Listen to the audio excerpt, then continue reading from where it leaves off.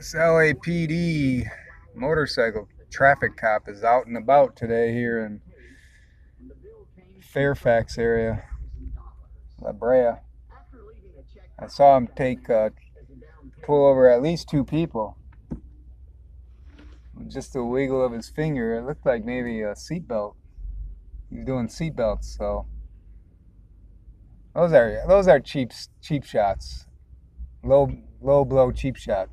I think.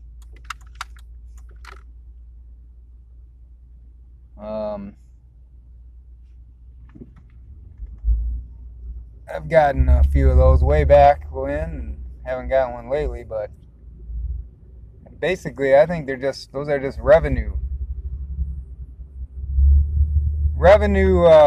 citations.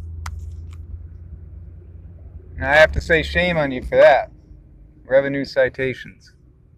Shame on you.